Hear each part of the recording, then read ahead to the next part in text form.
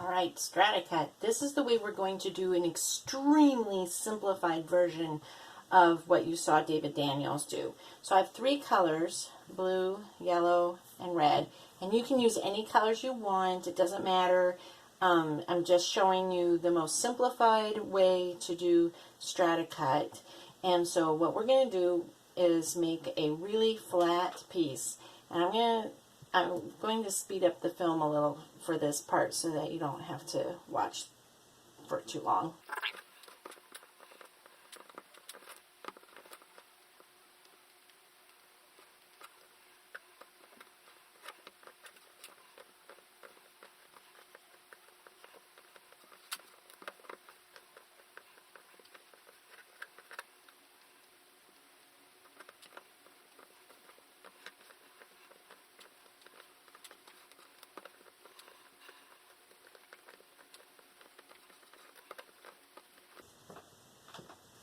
Okay, so I'm making kind of a blanket. And what I'm going to do next is I'm going to take this yellow and I'm going to roll it just like you do with clay, just like you did when you were a kid if you got to play with clay. You can roll it like this. And you want it to be, for the most part, like a round log of sorts. And you want it to be about as long as this blanket. And don't worry if other colors are on it like this. It doesn't matter. It's basically a solid color. And this is basically a solid color. And this is basically a solid color. So then you can measure, and that's going to be pretty good. And if I can wrap this around, you want it to be just a little bit bigger than the middle piece, because then you're going to take a smaller piece of clay that's a different color. And let's move this to the side just a little bit for just a second. And you're going to roll this even thinner. You're going to make a long snake, just like we used to do a worm, however you want to think about it. Just really long.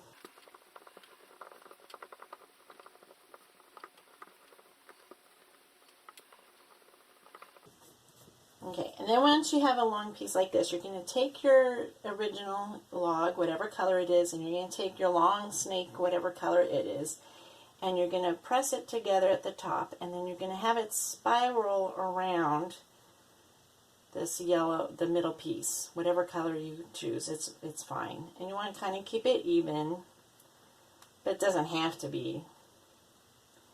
But you want it to go all the way to the bottom. Okay?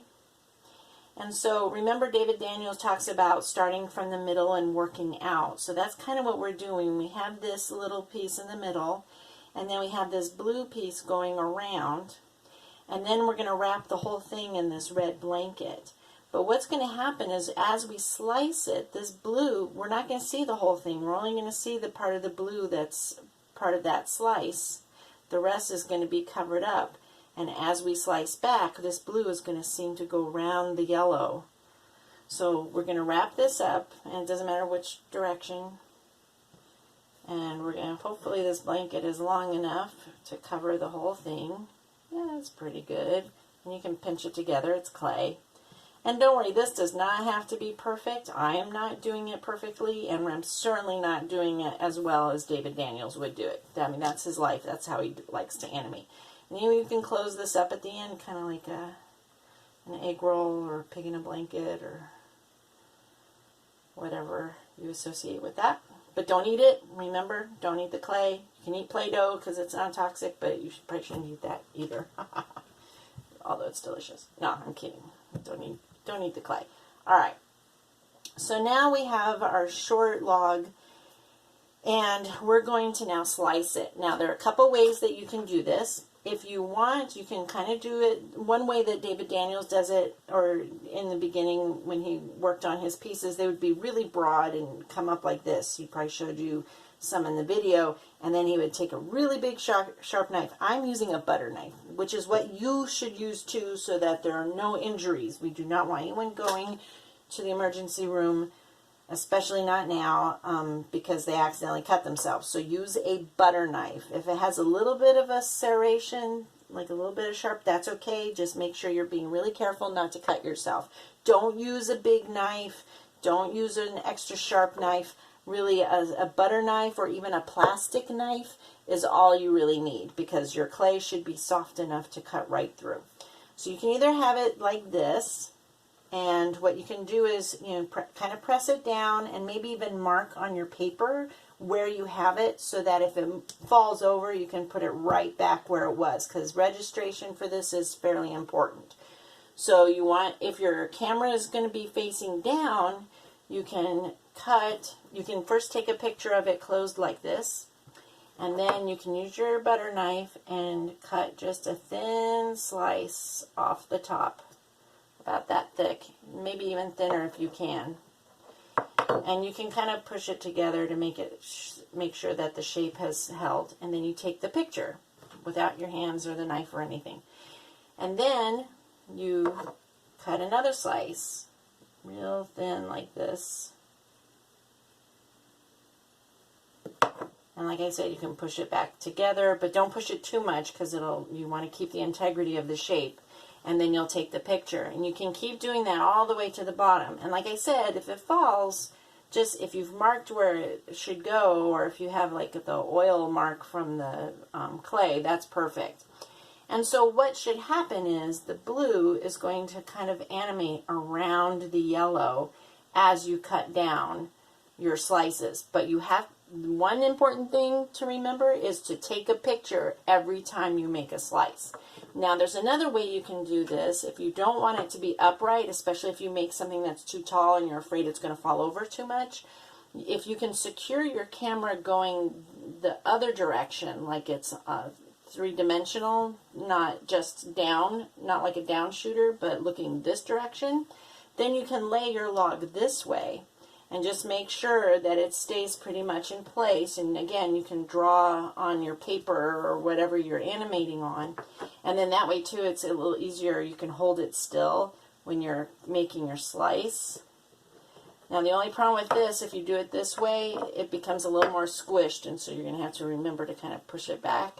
But don't push it too much. Like I said, it'll ruin the integrity of the animation if you push it too much when you're putting it together. So the best thing to do is to either slice it this way or slice it like this very carefully.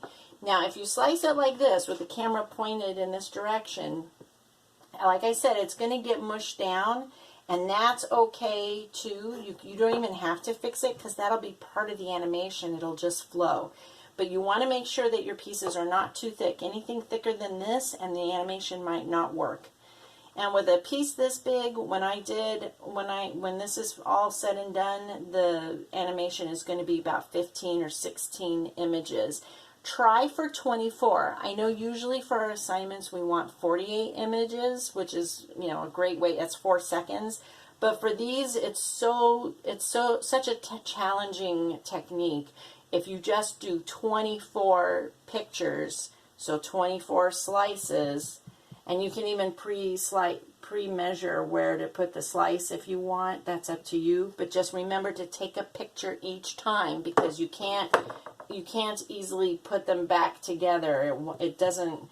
Windmills don't work this way, so try not to do it like that, because it won't look right. It won't look as cool as the David Daniels. But even something simple like this will look really cool if you remember to take a picture for each slice. Now, let's say you get through it all, you've worked so hard, and you forgot a bunch of pictures, like you have, 40 slices, but somehow you only ended up taking the picture 24 times, or your hands got in a lot, or whatever.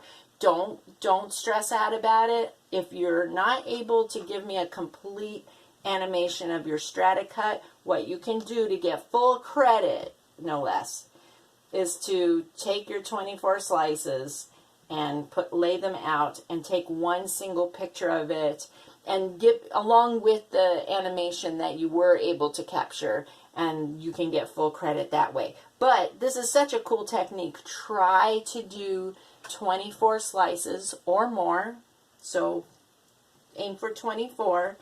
And the other thing you can do is, if you don't want to do this ultra simplified version, If you've watched the David Daniels videos and you think you can do a blinking eye or some other kind of animation that's really cool, please go for it. You're totally allowed to do more, but this is a bare minimum just to get an idea of what it is and how difficult or challenging it is, but how cool it is even if you do something really simple like a spiral around the centerpiece.